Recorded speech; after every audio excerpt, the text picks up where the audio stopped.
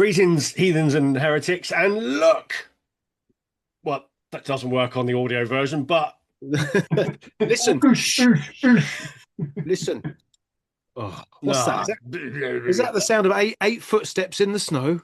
1, 2, 3, 4. Oh yeah, 8. Yeah, fuck me. There's all 4 of us. How long has it been? It's got to have been a couple of months, is it? No, it's longer than that. It's got to be. It's been a while. Probably As Christmas. Have we as done it this Stain year? once sung. Not all 4 of us, I don't think. Shocking level of No, commitment. not since January. But Yeah, that's basically because your refusal to do, to accommodate the 7 hour time difference when I've been well, on my travel. So basically, that's yeah. your Well, fault. no, it's your fault. Why can't you start recording at 11 o'clock at night or 2 in the morning? Put some batteries in your alarm clock, Padre.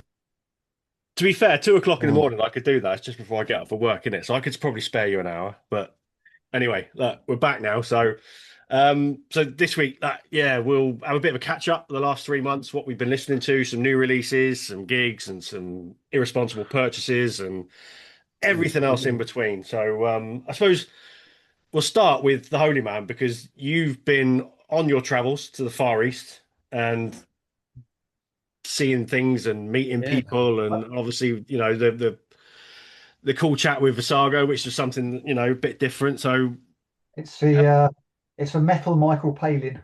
yeah, basically, Yeah, Tricker's well, no, World, or well, So how uh, was it? yeah, no. Well, I started off in Istanbul. I was there for a week. That was pretty cool, and it snowed on the second day, which was quite funny because you go from the desert to that. And then like obviously it was the start of Ramadan, so the one thing I noticed is that the call to prayer in Turkish is just fucking angry. It's not like sonorous.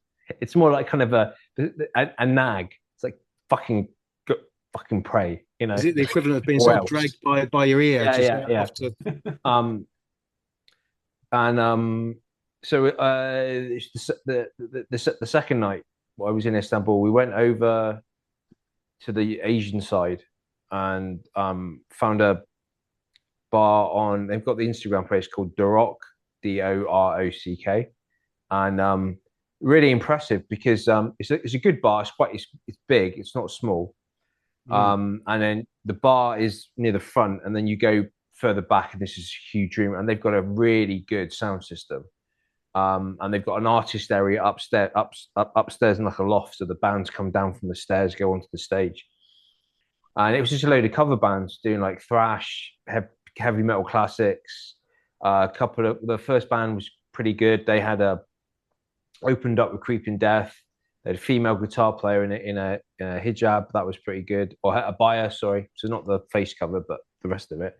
It's wearing a Death t-shirt, and I was wearing my Scream Bloody Gore t-shirt. So she was get in. looking at me on Nice. stage.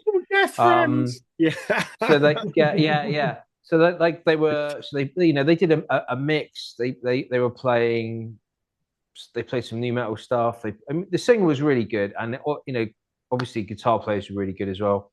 Second band, they did a cover of Chris Isaak's song. That heavy metal classic. Yeah, but it worked. It works. I think it works better as a metal song than it does as the original. I don't know why any metal bands haven't covered it. Yeah, it's Wicked Games. Yeah, Wicked Game was covered by him, wasn't it? Did they cover that? That's fucking him, though. Isn't it? Yeah. That lot. With the British kite mark, that band. Nice, Padre. Did you So know this place existed before you went? Are you deaf? Sorry. Carry on. Sorry, Carry on. You go. No, I was changing. I was kind of taking things in a different direction, but stay on course. I interviewed the promoter. I was just chatting to them about like how. Firstly, I was like, why? How come you got the bar's got such a decent sound system? And he goes, well, there's not really many other opportunities for bands to play in a lot of different places. So like there's a couple of bars in not necessarily in Istanbul, but around Anatolia as well, that have got like really good sound systems, and it's mostly cover bands because the big bands don't go out frequently enough. They do go, but they're not, and that's all people have got.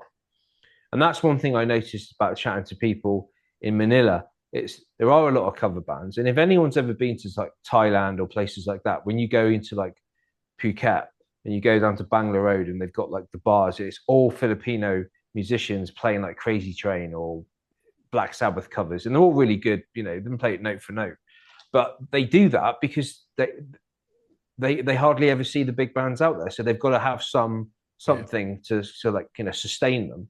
And then it's so like the band I interviewed for Sargo, Albert is also in a variety of other cover bands. He's got other projects, and all the bands like can mix and match like that in cover bands, and then they've got their own thing on the side. So yeah, it was pretty cool. And obviously, like the great thing about Manila is that there's no language barrier. They all speak English perfectly. So, and there's quite a few venues, but they're not particularly very big. It's kind of Radio City Social size venues. But I'll be going back out again next year, or later in the year. So, did you see much of a metal scene out there? Like just metalheads milling around and.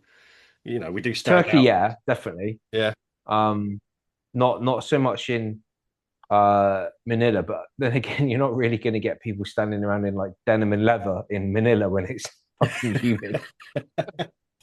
But like there's quite a few. I heard like metal tracks being played on the radio and things like that, and they've got radio stations and stuff. And I think if you go onto some of the islands, especially the ones that are anywhere near the American bases, you're going to find more stuff. But like the food in Manila, I ate so much pork. So like we went to the when you go to a supermarket, there's a meat section, and it's like one shelf for beef, chicken, pork, etc. It was like you had a shelf for like pork and beef and chicken. And then there's a separate section just for pork. And it's every kind of variety you could think of. And I've even got a picture where they just outside the supermarket, there was just like a food stand, and it just specialized in pork scratchings, different varieties. So it's just like, that was quite funny. But if you do get to Manila, I mean, obviously, I wouldn't, if you're going to go to the Philippines, I wouldn't go to Manila and just stay there, because obviously the Philippines is a lot more than that. Manila it's like Bangkok. It's very busy. Traffic is a nightmare. But definitely check out Chinatown, because it's the oldest Chinatown in Asia. And the colonial powers there, going from Spain, originally Spain, what they did is they wouldn't let the Chinese leave Chinatown. So that means that is like a self-contained ecosystem. Like a Chinese Hotel California. Yeah. Everything's still Mandarin, and because the community there, they don't marry outside of that community, because it's still basically it's still Chinese, but they just happen to be now Filipino citizens. But it was, we went to one of those like dim sum restaurants with the ducks hanging up and stuff. That was pretty cool. I mean, that's so it's definitely worth checking out. Holiday snaps is like, I don't want to see like locations. I just want to see pictures of your food. Yeah, definitely. Yeah, get some appetites going. Do you always do that thing? Whenever I travel, I always look up. I'm always like, my Google search is always like heavy metal bars in ... Yeah, wherever I'm going. Yeah. You got to check these things out. See what you can find. Well, I don't know if the weekend in Paris, it was just like I did three places. Great. Yeah, but yeah, you always do. I don't know if the website still exists, but the metaltravelguide.com, that's what we used to use. That's it, yeah. I think it's died a death, unfortunately. It needs to be resurrected. Maybe we should put something up on YouTube links or something. I don't know. Yeah, then that needs to be resurrected. But yeah. All right. So let's talk about a couple of new releases, I suppose. We've reviewed a few, so there's some that we wouldn't talk about. Any that have kind of jumped out that we haven't really sort of discussed all that much?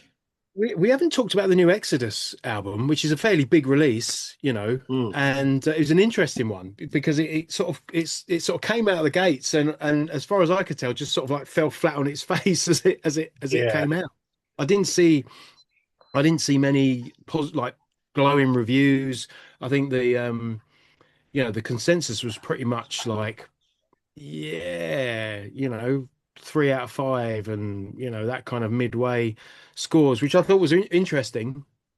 Um, and pretty much like tallied with my own feelings of it on first listen. But it's grown on me, I have to say. It's an interesting one in that regard.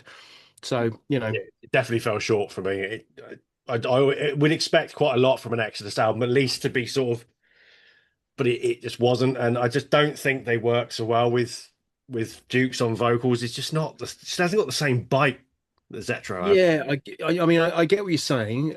That's interesting because I'd had a bit of an epiphany with Rob Dukes because I've been going back to listening to the Exhibit albums, and I'd never really probably given him his due, and the fact I got so into those records just prior to this release, I Yeah, was really, really looking forward to it.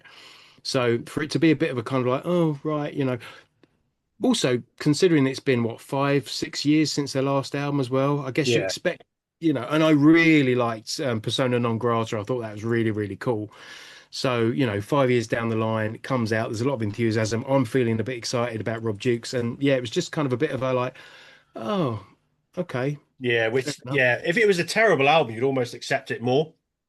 Yeah, maybe, You know? maybe. If it was But at they did least, redeem themselves. Like a week later, I went to see him. I saw him supporting Creator, and they absolutely wiped the floor. I'd almost go as far as to say, like, man of the match for the entire gig. there you go. That's what So they've matters. definitely still got it. They've definitely still got it. Yeah, yeah, And the album is growing on me. yeah, yeah. Oh, I gave up, to be honest, but you Yeah. know, yeah. There's one album that stuck out for me, which I didn't expect, which Old Man Reason brought this one to the party. That Sculled, Abyss Calls to Abyss. Goes back to January now. So we're getting on a bit. But fucking Tells how wicked, far isn't it? behind we are. Yeah. Yeah, wicked album, Yeah. isn't it? I mean, yeah, I stumbled across it on one of my little perusals of social media people who actually seem to know what they're talking about.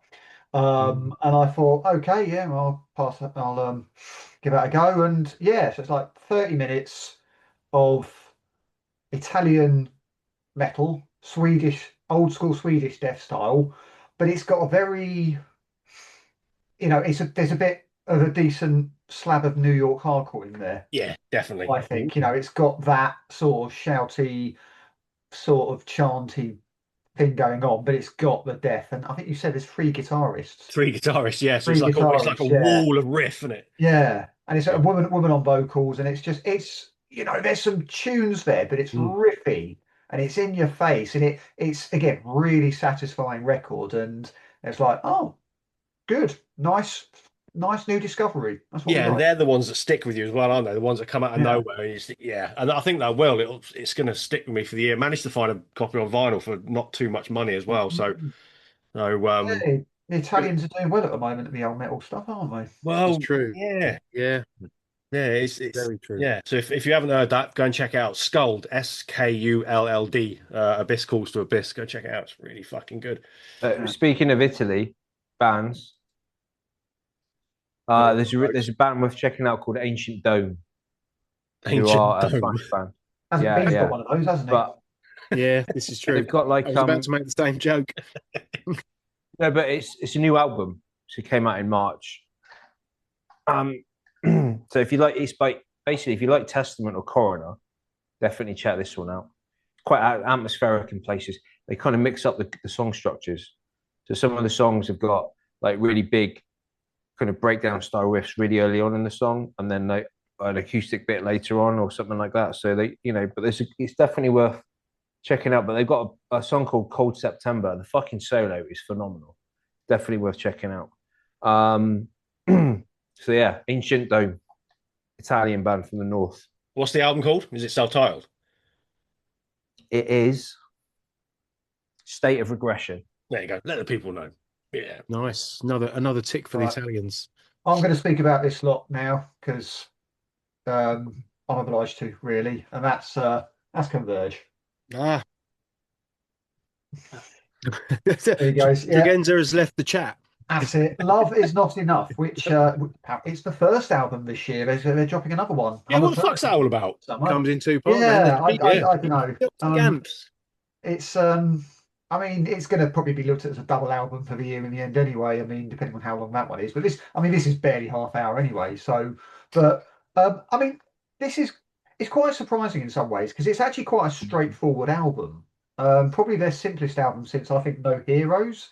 Probably it's not a very varied album. It's very like just simple punky metal, riffy bits. Obviously, you've got a sort of interim atmospheric bit in the middle, but it's yeah. Usually with Converge, there's a bit of ebb and flow and some interesting weirdness going on, but yeah, just 30 minutes of oof, nasty, hardcore-ish, whatever you want to call it. Do you want some? Do you want? Do you want some? Do you want some positive? Would you like some positive thoughts on it From you, yes, please. from me of all people? I mean, Yeah.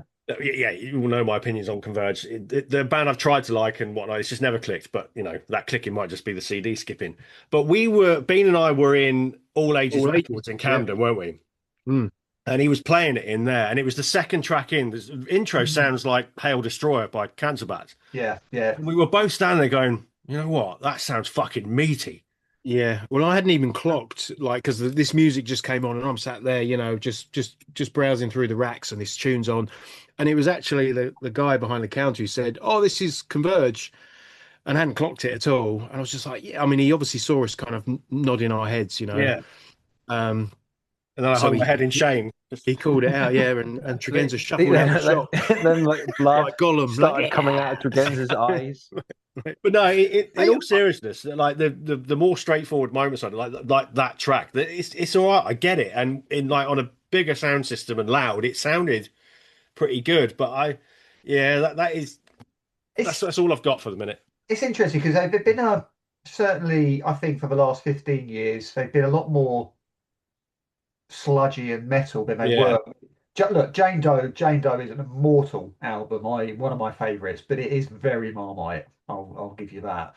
But yeah, I think from Axe to Fall onwards, there's stuff there that I would still, give you a bit of encouragement in listening to. The stuff off The Dusk in Us is. I mean, the last time I actually saw them was in 2018 on that tour, and that was with Crowbar. So that's the kind of Yeah. sort of thing they were going for. So, but yeah, I fucking love Converge. So the Marmite thing is interesting though, because for me, they're a band that I've always been like quite indifferent about. Like I don't dislike them at all. I've got nothing against them, but I've never really heard anything that's made me want to hear more or buy more of the albums. But I have to say, this new one piqued my interest probably more than anything I've heard previously. Yeah, well, yeah, there you go. I mean, I will probably give it another go at some point. I mean, Jane Doe, you talk about that. That was the first time I'd heard Converge going all the way back to when we were students, or there or thereabouts. So, yeah, I think that solidified my opinion, I think. So, not really been able to penetrate them since, but I'll keep having a go. Just for you. I will say Axe to Fall is probably the one to start with because it's probably their second best for me, but it's just a bit more accessible Right. bases, and yeah, it's still heavy and riffy and whatnot. So I'll take the homework and I'll report back. Yeah. Can we talk about Cryptic Shift? Yes. No? All right. We can do, yeah, but I still haven't played it yet. I'm scared. I mean, yeah. Well, that's exactly it, isn't it? What, like, Padre, have you listened to this band? So they're an English band from Leeds, I believe. yeah. And they're what, 3 albums in, and I've the first couple of albums, it's always kind of gone a bit above my head. And this one did initially, but there was something about it. There's something that made me sort of try again and try again and try again and try again. And after sort of 5, 6, 7 listens, it did start to click, and that made me sort of dip in a lot more and listen to it in a bit more detail. I mean, it's fucking mental. It's like what Blood Incantation do sounds like the fucking Eagles compared to this. Well, yeah. I mean, that's it's a very new true. level of nuts, isn't it? But it They're a became band. bizarrely accessible. Yeah, it's. I mean, what can be said? It is nuts. It's so intricate. Um, it's a challenging listen. I dipped into their like earlier stuff, and I actually saw them live at Arc Tangent a few years back now. Um, really, really great. But I wasn't anticipating this release at all. I didn't know it was kind of being, in the pipeline or anything. So when it dropped, I was just like, oh fuck, man, I'll check that out. And oh man, I just wasn't ready for how brilliantly bonkers it is. It's very But cool. me saying that kind of doesn't really do it justice because it's such a just in terms of like arrangement Yeah. and the way it's put together, um, it is it's a piece of work. It's art, it really is. Um, There's a whole lot of death in there. There's a whole lot of chuck. And there's a whole lot of chuck. I mean, there's a whole lot of riff. I mean, the riff count.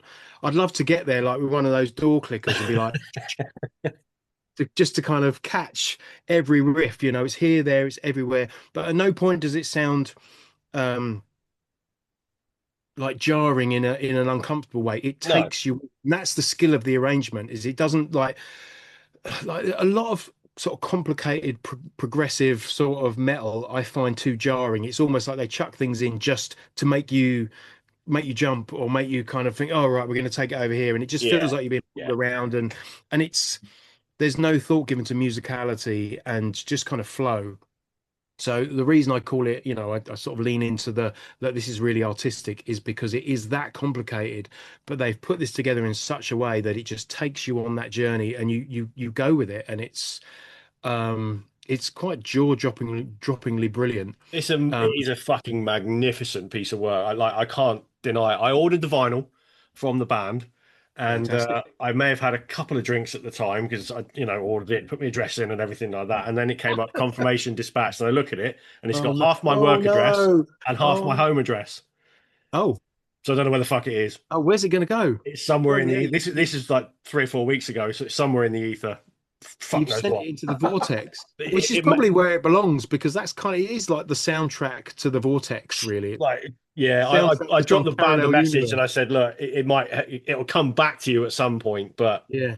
Oh fuck knows shit! where it is. Yeah, yeah. But I mean, I for me, it's interestingly you talk about Marmite music, like in our kind of like as we've been sort of bantering about it amongst friends, it's like it's very much split people down the middle. Yeah, So there's a lot of people just like I have got no time for this shit, right? yeah, That's kind of that's one point of view.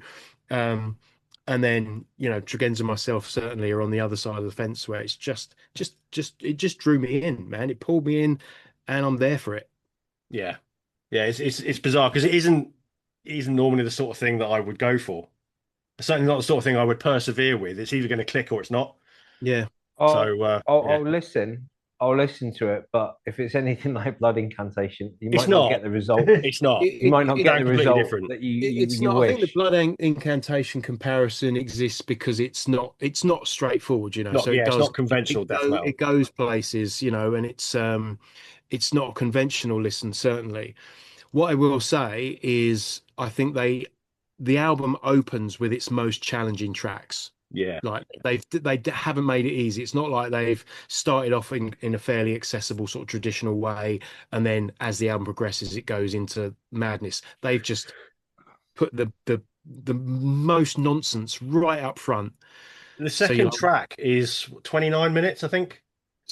oh yeah, they're Isn't all it? oh yeah. I mean, Yeah. it's what 4 tracks long, 5 tracks the most. I Yeah, can't. it's about an hour and 10 minutes long, isn't it? So But they're but all I think Padre, it's certainly going to hit you better than Blood Incantation did because it's a lot Quite good more because death. I can't guarantee the Blood Incantation are going to be around that much longer because I did tip off ice about them, and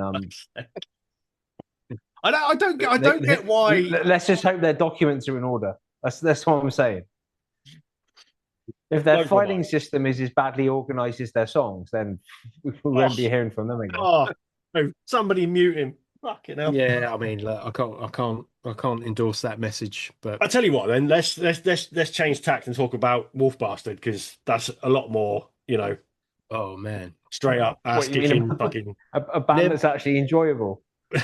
cunt. well, I mean, on that note, what I will say is I've never smiled so much on my first listen of an album as I Yeah, did with the Wolf Bastard record.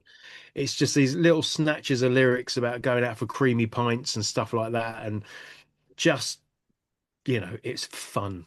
yeah, it's fun. It's filthy It's fun. fun, naughty fun, northern fun. If there's a if it's like if there's a spectrum of what we're just talking about, these two bands sit at the opposite ends of it. Yeah, Wolf Bastard are definitely just like, you know, yeah, it's about the good times. yeah. It is, it is. And obviously, we had them play our birthday show on the 28th of March, Radio City Social, which was a lot of fun. Exactly. Look, we saw them last year with Midnight as well, didn't we? And they, Mm. I think the three of us agreed, didn't we, that they were Yeah, probably yeah, better than Midnight on the night. they And were. they just hit the spot, and they did our show as well. They were a whole lot of fun. Lovely lads as well. Absolutely smashing. Yeah, fucking wicked. Stayed well into the night, sinking pints. So yeah, good lads. So they should. Good Yeah. lad. We touched on the live podcast as well because we haven't really talked about that, have we? Yeah, I mean, this is the thing, isn't it? We've spent so little time together like this, and so many things have happened. But another event at Radio City Social. Obviously, myself and Tregenza went down to do a bit of microphone work. As awkward as it was. Yeah, with Jasper and Gareth, really just to shine a spotlight on the live music industry, and the Yeah, challenges that I think fans face in the event of or in the climate of kind of super expensive shows, and how the Ticketmaster monopoly is kind of making it really difficult to access live music. And then on the other end of the spectrum, we talked about small grassroots venues and the struggle they have just to stay open, in the face of town developments and the cost of running a business and stuff like that. So we had the Music Venues Trust down there with us, really just to discuss this and just put a spotlight on it and highlight some issues really and open a conversation. And it's all recorded, so you're on the channel, so you can find that episode, the live podcast, and it was fun. It's a first for us, definitely, just yeah. to It, kind of was it was a laugh. It was do good this fun. outside of this box. That's weird. As you did that, and I know people won't be able to see it, but as you did that, the green screen appeared as you started talking. Fucking Pulp Fiction. But yeah, go and watch it. My crude editing skills, but yeah, you kind of get the gist at least. It was good fun. I think we are potentially going to do it again, maybe. Man, we ought to, It would be fucking amazing if all four of us could do it, but I'm not flying him in. His fucking private jet, but We yeah, could get him on a little TV screen like Max Headroom. Just, Yeah, yeah. yeah, that's a cultural they're reference like- that is going to go Oh, way yeah. over the heads of Showing most your age people there. watching this. But If you Can't what you help do it. is you get whoever you got, you guys at the front, and it's like one of those like James Bond films where like number one is on a massive screen, but with my face blurred. yeah, it's all we need. Or put Like Spectre. an iPad on one of those fucking Segway things, and you can just go Yeah, around the room on that. yeah. that's Yeah. it. That's it. We could just have you to and fro on the stage like a scutter from Red Dwarf, like that, but with yeah, there you go. Perfect. an iPad on your, We'll do it. in the claws. Talking of Radio City, I'm on the. Hang on, I've got to put it there, haven't I? I'm on the prologue. Love a prologue. Prologue, yeah, There you which go. is the session 3.8%, which is daft because I'm only having one, but there you go. Yeah, but it is actually a perfect session beer as well. That Mm. really, yeah, I do like Am a I right prologue. in thinking the prologue was the first brew? Yeah, Yeah, so Yeah, that's so. an important drink right there. If you think about the history of Radio City Social, everything they've gone on to do and achieve, yeah, and mate. it all stayed there. Yeah, of course it fucking did. Can we talk about Carpenter Brut because we haven't talked about that either? We can. Yeah, we can. So, Yeah. I mean, you're the main man for this. I mean, I love them, but what I don't think we've even discussed it that much between No. us. No, So, what did you think of it? I liked it. Yeah, I thought it was good. No, you know what? It surprised me as an album, because it's probably I suppose, the simplest thing he's done. Yeah, I'd agree with that. It's quite Um, straightforward, isn't it? the last couple of albums were, yeah, I mean, in some ways, the first Leather album was almost a rock record, but Yeah. very synth, and the second one, a bit more of a balance with the synth wave and some dancey stuff there and some pop stuff, much more varied. And I know he's got this theme where this one's kind of futuristic. This is proper cyber future synth, whatever he's Yeah. got going on, and he's almost like, I'm gonna make a rave record, synth rave. There you go. It's a Yeah. synth rave Synth record. rave. Synth rave. I'm having that. Yeah, it is. It's You heard it close. here first. That's it. It's closer to his earlier stuff, the stuff off the old EPs, I think, because it is just basically synth going for it. But it's a very direct album in that regards, and there's not a great deal of variety on it, which did disappoint me, I'll be honest. Yeah. But the fact is I think, I've listened to it mostly when I've been driving home from work, which I'm 60 miles away from the office, and I've had to be in there a lot because it's a critical season for the end of tax year and whatnot. So lots of stuff going on, and Tax. obviously, yeah, an hour down the motorway in the twilight and dark works very well. It's an What else you gonna excellent do? driving record. Yeah. Yeah, Yeah. it is. It is. But it's an enjoyable record, and it is. Yeah, it's a sort of, yeah, it's that kind of thing. It's the least metal thing he's done. Yeah. But yeah, Yeah. I kind of, yeah, I mean, I'm exactly the same place with it, really. I've really enjoyed it. It's a great headphones album as well. Because Right. it's got it's proper thumps, and if you got it loud enough, it goes right through your chest, and it's just sometimes you just need, so I mean, the yeah, only way to feel the noise is when it's good and loud, yeah, exactly, you know. exactly. Which I suppose actually at that point, making that reference, we should just raise a toast to Mr. Phil Campbell, Yes, I because guess we should, shouldn't we? yeah. there's a heavy loss for heavy music, man. Yeah, So Phil Campbell, and thank you. very unexpected one as well. Yeah, exactly. It's all downhill from now. It's just not. Mm. And on I suppose if we're taking it down there, we obviously not quite as far as that, but we should really talk about Ginger Wildheart and his diagnosis, yeah. and his incredible reaction to it. I mean, I don't know what to Only say. Ginger. Yeah, yeah.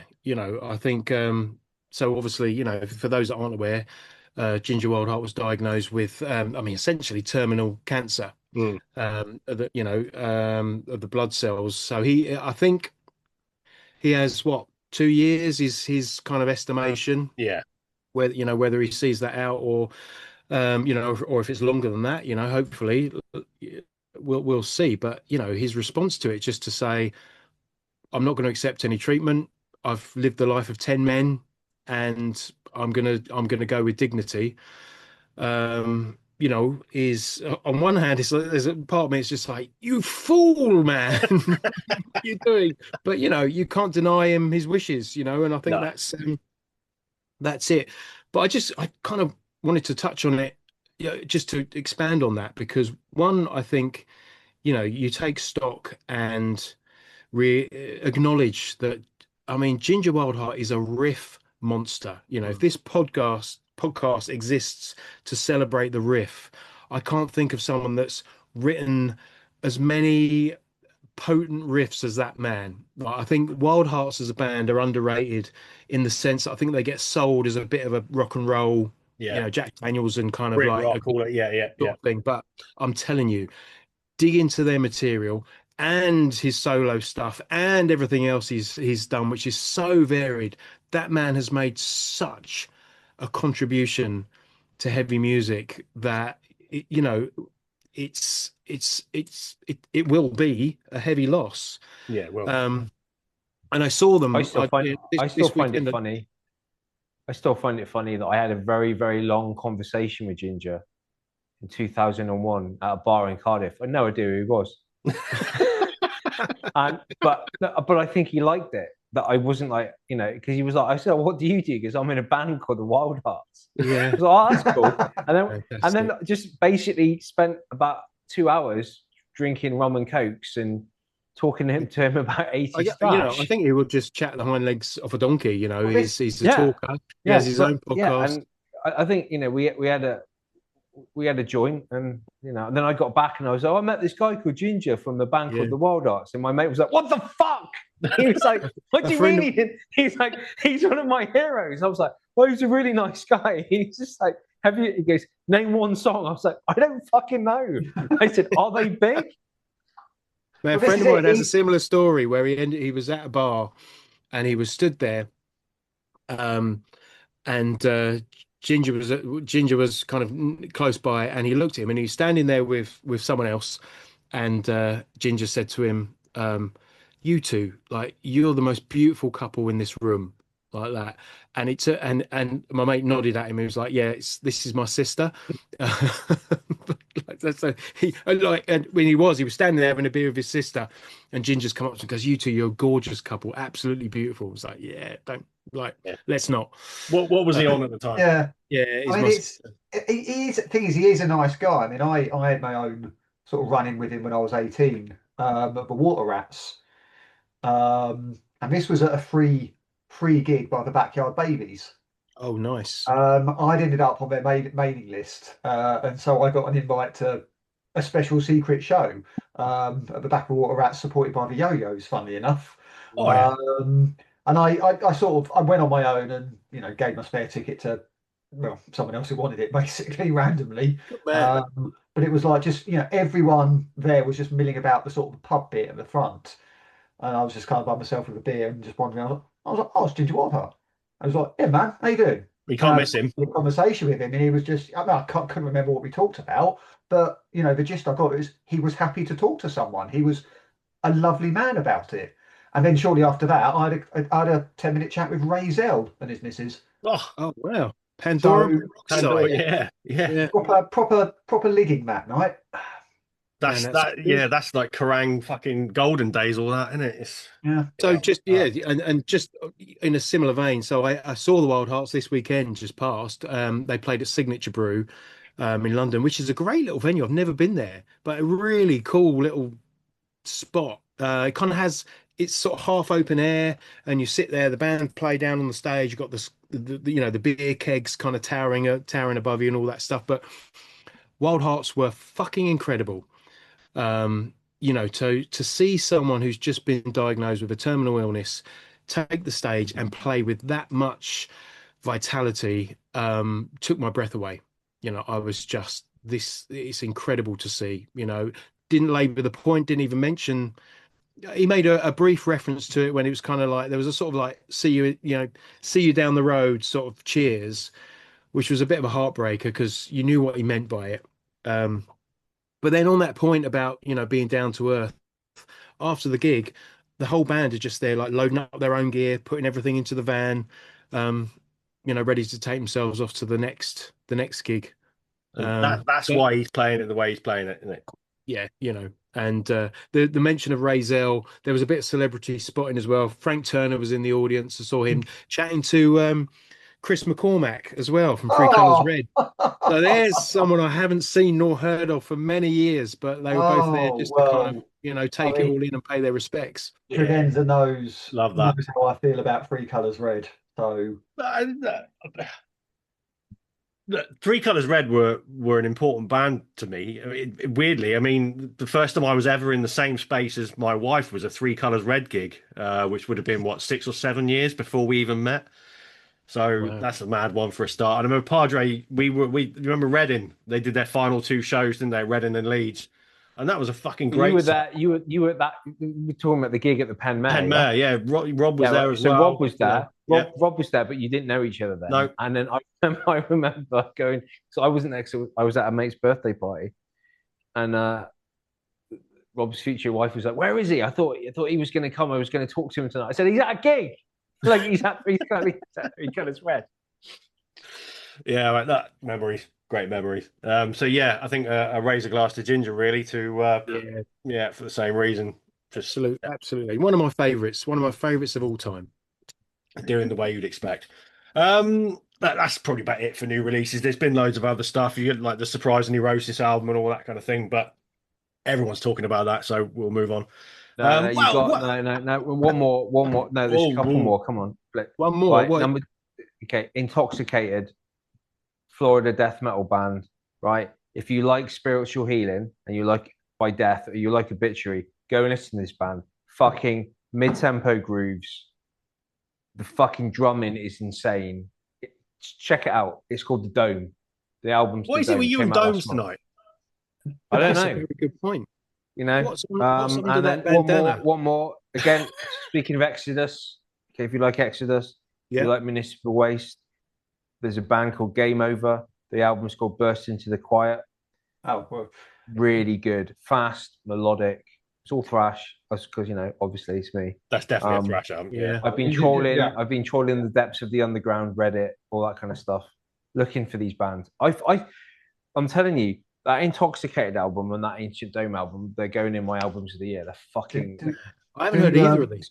Do Game Really Over sound good. like Nuclear Assault? Well, that was going to be They my do. question. They do. No, Game Over. I mean, Again, it's a bit Game off Over. the nose, You like isn't it? Nuclear Assault, yeah. Yeah, he's a bit on the nose, isn't it? But yeah. Right. So what else have we been listening to in the past? Well, I'm going to say 2 or it. 3 months. Agene de Prontine. That's it. Just because everyone else is saying. You can have 60 seconds on it. Go. No, that's all I need. I'm there for it. I love it. I'm fully on the bandwagon. That's The it. power of the internet. That's what that is. I mean, when you listen to the music without the visuals, it just sounds like fairly run-of-the-mill psych rock. It's. I don't think it does. I think it's great. You know. I think it's got groove. But and it you makes think me that wanna- because you've seen it. But if you No, heard it that for makes the me wanna first dance like a time, robot. It reminds me of Devo, and I love Devo because they make me move in a certain way. And there's Gang of Four are similar. They make me move in a certain way. So there's a special place in my heart for like bands that make me kind of want to dance like a robot, and Agene de Poitrine are one of them. But look, I'm not going to go on about them because every fucker on the planet is going on about them. But I just want to acknowledge my appreciation for something that I think is genuinely, and I think it's genuinely worthwhile. They remind me of Zappa, and I can't stand Zappa generally speaking. But I prefer this lot. But yeah, Right. Fair play. I have bones to pick. Oh, Right. I don't know. So it was Coachella recently, wasn't it? it was. I didn't know Coachella was still a thing. Yeah, So very Yeah, much I so. know. Yeah. Well, apparently it's like a souped up, like your fucking tickets are like $10,000, and you've got the glamping and all that kind of shit. And it's the fucking influencers. Fucking Bieber played, right? Whatever, whatever. If Coachella want to book Bieber, that's fine. Whatever. My bone that I want to pick is that he was photographed playing a Yamaha RGX 673 with humbucker pickups. Two things. Firstly, who gave him permission to use a fucking guitar with humbuckers? What does he need them for? Right? The fucking twat thinks mid-range crunch is a fucking breakfast cereal, right? And also, who gave him permission to even pick up a fucking guitar? And it's got the fucking guitar has got a Floyd Rose tremolo locking system. What does the cunt need it for? He doesn't do anything. He doesn't even know what the fucking pickup switch is for. He's like, oh, what does this switch do? Ooh, fuck off, burn him. Are you done? Is that it? He's done. Seriously, just use a fucking. Look, if you want to play a guitar, piss off and use a Strat. All right, go and get a fucking Squire for £100. Down at some shitty fucking. Bieber's not going to play a Squire. Of course not. No, or, come on. A Strat copy, whatever. Don't be. And it's a purple guitar. And then I had to I was disappointed. Guitar World were like publishing an article. What was that weird guitar Bieber was using? And I'm like, really? Like, yeah, All right, you done? Yeah, so I had to get off my chest. I'm get that back is in your box. not Enough that is a Bieber for metal one episode. guitar. keep your greasy paws off it. Mm. A couple of bits that I've been dipping into. I stumbled on a sort of like an 80s synthy type band called Mercy Girl. Have you come across them? Reason? No. No. English female vocals, very sort of Mm. like 80s goth, bit of Euro pop in there, but quite dark. Give them a listen. Mercy Girl. There's a couple of EPs out there. I mean, Yeah. is it dark wave or more? It's partly it is every song is quite different. Like the first song I heard could have been, like the fucking Depeche Mode tribute band. It's quite on the nose, but Right? there's lots of cool stuff going on. So I've enjoyed them a lot. And they got quite a cool aesthetic as well. It is all very dark and moody and noir and all of those things. Right. But Mm. And yeah, when did you come across this lot? in the last week to 10 days, I think. Okay, and why haven't you told me about them sooner? Oh, I don't know. Well, because I need something to talk about tonight. So, Fair enough. Okay. yeah, There you but go. yeah, check them out. Yeah. We should I've have. been- We should all have some secrets. I think that. Well, this is it. It keeps a relationship interesting, doesn't it? Yeah, I'm into it. I've been dipping into Fulci's back catalogue as well Oh, because good. they're a band that I've kind of shunned. And Duckface Killings album I enjoyed, but this new EP that's just dropped, I can't remember what the fuck it's called, was It's excellent. good. Really It's good. fucking Yeah, cool. really good. I think they're a band that are just, they've put in some hard graft. Yeah, There's a fairly long history of material with them, and it feels like they're just kind of people are starting to wake up to them. I mean, there's people a lot cooler than I that have known about them for a long time, but it feels like something's breaking here, and I think they if they play their cards right, I think they're going to be a lot more people are going to be talking about them. But yeah, and there's that UK and European tour with Master Boot Record as well in the autumn, which is yes. and that's mad. That's but it works. Mm. So I'm that's a definite for me. So I've been enjoying that. Shout out to Cage Fight as well. A couple of new singles in the last couple of months. One in particular that stood out for me, the one with the French title. Can't remember what that was. With wonderful clean chorus, just such a fucking hook. It was ridiculous. Just a bit of a different direction, but Takes you by surprise, doesn't really, it? really cool. So yeah, the album's out of pre-order. I'm really looking forward to that. I think they're gonna go a long way. Mm. Mm. Right. I'm Um, gonna take over. This is gonna be like Quantic's world, basically, oh but hello. I've got the Voice of Reason's world. Yeah, this is the slightly the non-metal section, basically. So let's keep things a bit fresh. I thought I'd mention the gigs first because I my first gig of the year was actually White Lies at the Roundhouse, I see. and Say some more. Yes. so does that mean you don't like them? They're all right. To be fair, they're inoffensive. To be honest, I kind of lost track after the first couple of albums, but realised how good they are, and it's that sort of more accessible post-punk sort of indie rock, Yeah. sort of dark, slightly goth, post-echo and the Bunny Men. I don't know what you want to call it, but yeah, it was nice to sort of my friends were really into them to go to something a bit different, and here we go, Christ Almighty. So yeah, that was at Roundhouse, and I was just distracted by Padre's nudes then. that was decent as a gig. So yeah, but I thought I want to dip into just a couple of records I bought because yeah, well actually not even bought, but I thought I'd mention What, them. you Did you stole steal them? them? Well yeah. I want to talk about this record first because I was absolutely overjoyed that they've she's re-released it on vinyl because it's never had like a sort of wider press, I think, because when it came out. But I want to talk about this album very briefly. The debut, Oh, self-titled yeah. debut by Lady Hawk. This is one of the great albums of the 21st century. Ooh. Now, I'll say this: it is pop, but it's the old school retro pop that suits our sort of generation. So this came out in 2008. What, old farts. Yeah, basically, and her thing was 70s/80s/90s indie sort of pop. So you got the big choruses, the great production, the synthesizers. It sort of veers from sort of Belinda Carlisle type stuff to Fleetwood Mac and whatnot. And it's one of those records that I've kept coming back to. And I saw her do this album in full at Tunbridge Wells Forum a couple of years ago. Um, I remember you talking about that. yeah, but it's one of those albums. I think if more people had heard this, they Mm. would fucking love it. But like I say, people our age especially. Which is interesting, actually. Just to pause on that for a moment, because the Tunbridge Wells Forum seems like a really small venue for a name that I'm really familiar with. I don't know Lady Hawk, but I hear it, talked about a lot, a lot, a lot, a lot. I mean, that album cover you're holding up there, I recognize that. I see that in the shops, you know.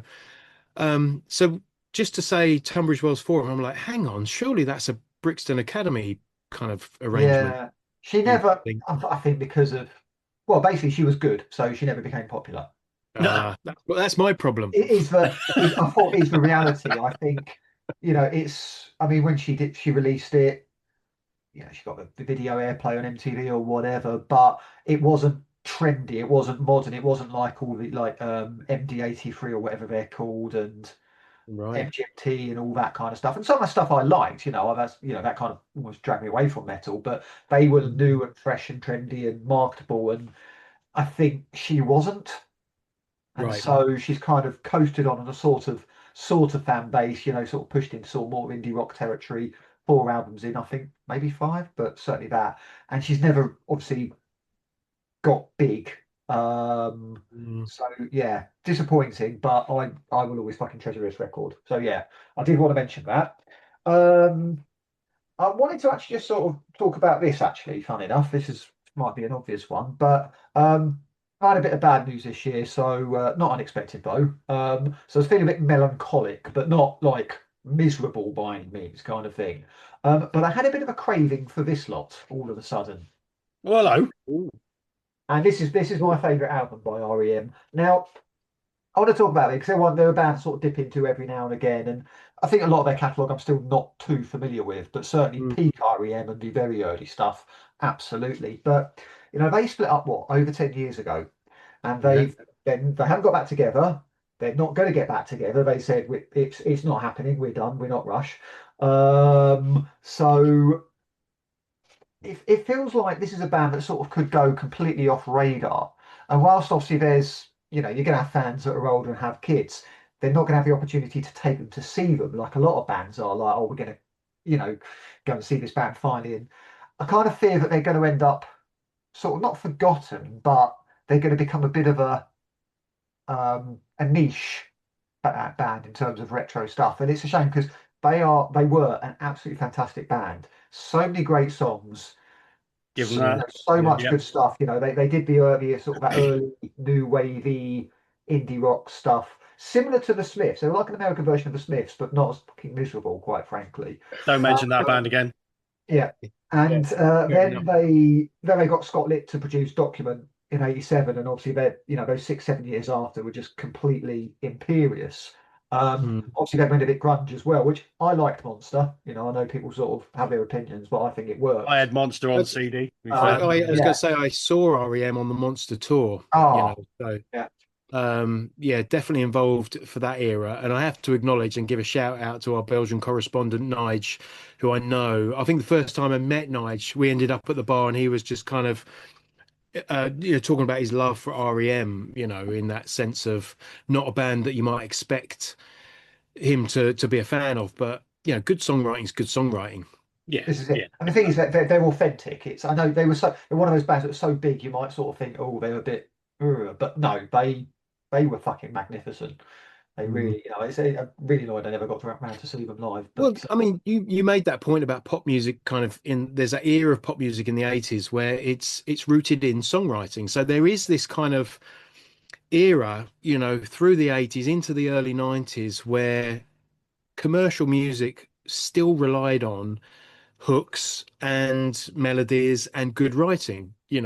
That's why so many of those songs endure and so many people know them. It's why your nan can name a Madonna song. Um, Whereas you talk about Beyonce or Taylor Swift, it's like there aren't any Papa Don't Preaches in their career. Oh, You know, that's so true. I No, mean, we've had this and they're conversation not before. they're not they're not just musicians, they're agendas, you know. So like, can you imagine if like there was another Live Aid now?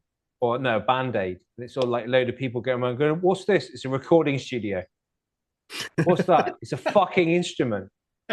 You know, like, where's the auto tune? You know, it's like, they're not going to have Phil Collins rocking up and playing drums or Status Quo on the guitars. No, you get the kid from Hanson because he's got nothing else to do these days. Bieber, mate. Bieber plays guitar. He's got humbuckers and everything. It's a good point though. You look at things like Band-Aid and Live Aid and like even like the Freddie Mercury tribute concert and all these massive events and all the kind of the level of artists that was involved in those things. You're never going to have those stars anymore. You're never going to have a fucking Bowie, an Annie Lennox, a Freddie Mercury. All these Prince. No matter how big Taylor Swift gets, Beyonce gets, they're just never going to be. It's gone. That completely gone. We're never going to see it again.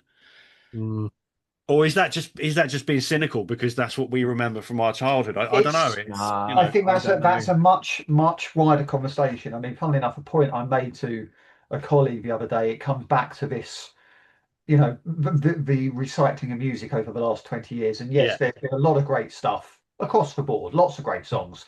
All of this, it was, music was only good back then. There's a deeper conversation there, but we haven't had the youth culture in the last 20 years like we did for 60 years before then. Between the 1940s and I think the mid 2000s there was just so many new youth cultures, which again related to social political stuff. We've talked about this in previous episodes.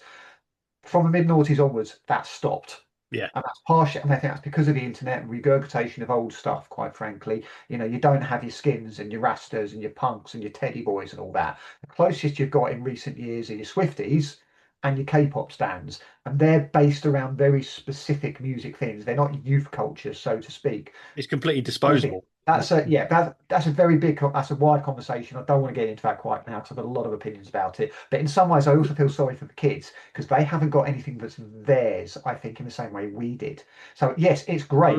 It's great that they listen to Iron Maiden and they listen to, older stuff and authentic and listen. It's great. Fair play to them.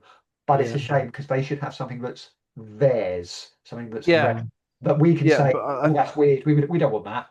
I think as well. I saw an interesting comment. I can't remember who made it. I think it might have even been Billy Corgan on one of his podcast episodes. He said that like the kids now, they talk about Nirvana like they were there, and it's this weird phenomenon. And like those guys they're the ones that are driving this obsession with fucking tribute bands, and it's understandable because look, we never thought we were going to see Guns N' Roses, and we've all got to see them. But how many times have you seen a decent Guns N' Roses tribute act? They're everywhere. Seen 3 or 4, and I've paid to go and see it as well. Yeah, but that we were paying to go and see those tribute bands at small venues like CF1's in Cardiff, where I saw the guy from fucking Stars in Their Eyes that did Axl Rose.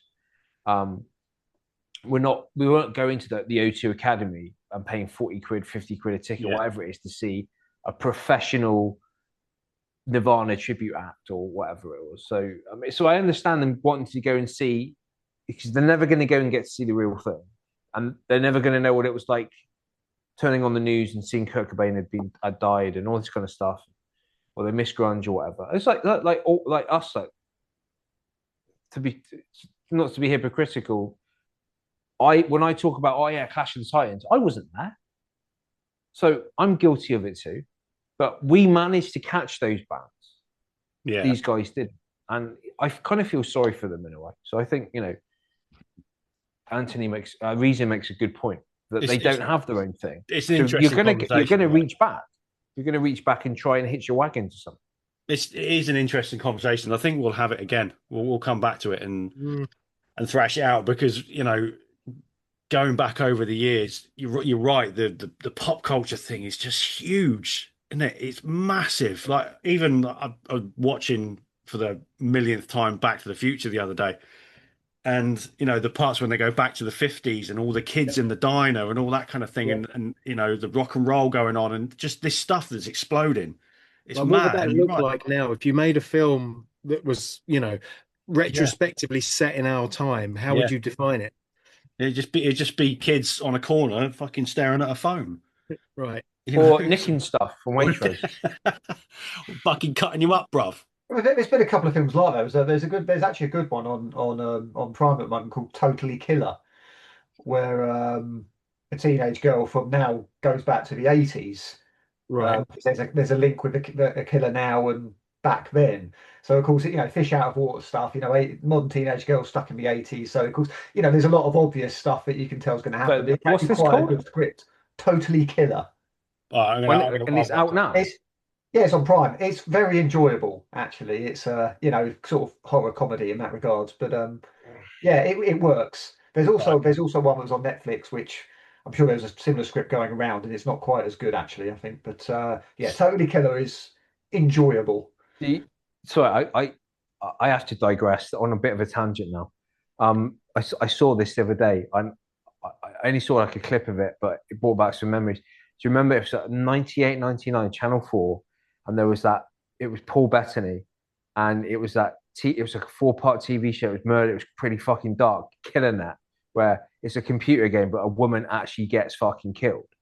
And I don't remember that. I remember talking to you about it at the time. It's a bit obscure now, but it was Channel 4. It was You like think 9 or I can 10 remember o'clock. what happened in 1998? Fucking hell. Yeah, I know. I can, but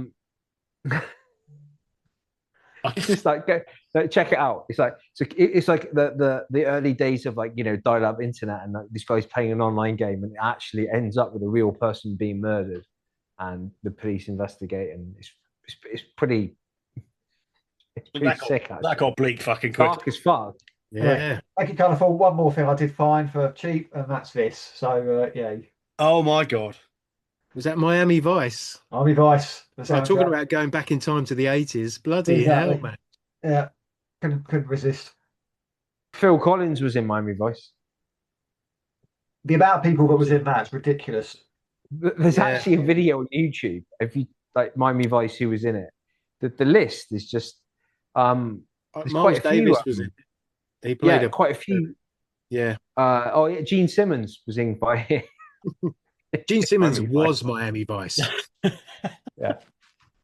But he plays a pimp. Of course. Quite accurate, really. Fucking hell. What was the credit? Gene Simmons as himself. Yeah, basically. Yeah, they're like action. He goes, "What do you want? What? This is a TV show, not this is my life." Fucking yeah, it's just yeah, no. Yeah, we'll talk about vinyl purchases. I mean, I haven't got anything with me, but I've picked up a few bits and pieces. I managed to get my hands on Spectral Wounds, Infernal Decadence, because Dave had a random copy, so that's completed that little run. The vinyl issue of Therapies, One Cure Fits All. There you go. I picked up a copy of that too. Yeah. Which is very cool. I only put it on the turntable for the first time today. I picked up Ominous Moon's debut record, Waking the Dead, on vinyl in my local shop. I thought I'll do a support. If you're into your Venom and all of that silly metal nonsense, go and check these kids out. They're fucking brilliant. They're all 17, 18, 19, I believe. They're from Essex, and they do the full works, all the pantomime stuff, and it's blood and brilliant. Chains and denim and blood capsules and all the exciting things. All of that fun stuff. And I've picked up Satisfaction is the Death of Desire. I've finally managed to pick up a copy of that recently. Picked up a couple of Gatecreeper albums. The Ripcord distro was having a mad fucking sale. Absolutely mental. 60% off all vinyl with free postage. It's a miracle. So for like 22 quid, I got a couple of Gatecreeper albums and an old Mastiff album, and it was just I had some fun with that. Filled some Nasum gaps as well. Yeah. Oh, you've done well, man. Yeah, you've done really well. Yeah, we tapped into the plastic head distribution, didn't we? So right, fair play. Yeah, I found a secret record shop a couple of weeks ago, and I was out and about. I was out with my girlfriend, and she was we were in Zara High Street high street shopping, and rather than do that kind of thing where with all the other men sitting outside the fitting rooms, kind of like looking really Holding uncomfortable and bored. bags. Yeah, holding bags. We kind of crossed the threshold into the shop, and I just thought, you know what, I'm just going to do a quick secret Google record shops near me. And I found on Beak Street down in, so this is like near Tottenham Court Road, there's a rogue branch of rough trade in a clothing store. So you go into this shop and into the basement, and they've got a little mini rough trade, which is actually quite cool because it's mostly used stuff.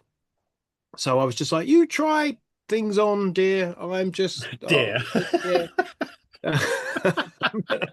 So I scuttered off down the road looking for this rough trade because that's what it came up on my phone. I couldn't find it anywhere. And then I was like, is it in here? So I walked into this clothing shop and I've had the, can I help you, sir? No. And then I saw it down into the basement, and they actually had, I can't remember the name of the shop, but if you Google rough trade Beak Street, you'll find it. And I walked away with a copy of Chubby and the Gang's Mutt's Nuts album, which is one. If you don't know Chubby and the Gang, right? They're kind of punk band that just, I mean, they just light up the turntable, like good times, in a record. And it's one that I've picked up many times, and not quite. I haven't taken it to the counter, but this particular time it was you're talking about sales, it was reduced and it was a signed copy as well. And I thought, you know what, that's cool. And it's a cool album. So, I picked that up. Check it out. Chubby and the Gang, the Mutt's Nuts. But also, as I was on my way to the checkout, I clocked a Fudge Tunnel EP. So I got Fudge Tunnel's Teeth EP, for like cheap as chips. So both of those under my arm, out the door. Well, no, I paid for them first. Let me just make that absolutely clear. Paid for. Don't steal records, kids. And I just thought it was a cool little guerrilla trip to the record shop. Do you know what I mean? It was just like, fucking hell. Only you. There were no vinyl stores in Manila, unfortunately, or Istanbul. I'm surprised at that. Quite cool. Yeah, well, the one in I think there was one in. It wasn't in Istanbul. It was in Anatolia. It was like right out of the city, so right. I couldn't get to it. But I thought somewhere like Manila, there would be loads. No, yeah, unfortunately, not really. No. So I mean, the other funny thing is that when I was in Hanoi, I mean, I've mentioned this bar before. It's called Hanoi Rocks, right? And it is a rock bar. And I was going to go there and make a video. And I said to my wife, I said, I'm going to go to Hanoi Rocks this weekend. She was like, no, you can't. It's not there anymore. I said, what? What the fuck? What? It's shut down. She goes, no. What happened is the restaurant next door was getting refurbished, and they got some contractors out to pull something down. They started putting down Hanoi Rocks accidentally, and the bar's gone. It's just been demolished accidentally. Oh my god! Someone's getting fired. Hanoi Rocks no more. No. Start a crowdfunder. Get it rebuilt. Well, that's it. Stranger things have happened. One vinyl. I reckon the contractor was fucking Vince Neil. Oh no! I mean, when you put it like that, I was gonna make a joke about it being a car crash, but I wasn't going to. Oh no! So. Gets worse. It gets worse. Just while we're on the subject of vinyl, I do want to make a shout out to I know we've talked about them a lot on the podcast, but the new Corrosion of Conformity album, I just want to shout out the vinyl release as a package is phenomenal. Lovely. Yeah, it's lovely. This is a band that have really embraced the whole double album. So I mean, there's a few versions out there, but there's the gatefold, like proper gatefold, proper artwork. It's all on display. It's all just like we fell in love with years gone by. It's like no expense spared. It's a really lovely package. And then what they've done, if you get a special edition, they've actually packaged the double album as two separate records, isn't it? Two separate vinyl records, each with its own sleeve, separate from the other. With the kind of, I forget what they call it now. What's the kind of binding strip that goes around it? That just on the Japanese records, I can't remember what it's called. Yeah, that's it. I don't know, but so it comes with that. So even just opening it up is a whole experience where you kind of have to slide the little clip off and open it out. So I just want to give a shout out to Corrosion of Conformity. Not only have they released a fucking banging album, but they've really taken care of that, of how they present it. And I think that's a beautiful thing that we need to embrace and have more of. And, thanks to COC for that. I'm back in London on the 10th of June. Hell yeah. Yeah. Fuck yeah. Sold out as well, that is, already. Yes. So Yeah. I'm hoping it doesn't get upgraded. Fucking Electric Ballroom or somewhere like that. Keep it in the fucking dome. That's it, man. That's You gonna be snooze, amazing. you lose, man. Come Yeah, on. exactly. So there you go. Is that it? Are we done? Anything else to add? Oh, I'll tell you that. reasons thinking about it. Reasons thinking about it. No, I'm good. He's looking. What else have I irresponsibly purchased in the last month? Yeah. Yeah, well, yeah. Nah. Yeah. No, there isn't time for that. That's it. That was nice. Nice to sort of catch up and sort of little family and all that. And maybe in another 4 months' time we'll do it again. Fuck's sake. No, we'll do it sooner than that. We're doing it sooner. Yeah, go and check out everything that we've mentioned. All of those bands and stuff. Anything you haven't heard and whatnot. Go and check them out and let us know what you think of it. And yeah, and that's it. And we'll see you again next week. Thanks for listening. Thanks for watching. Stay metal.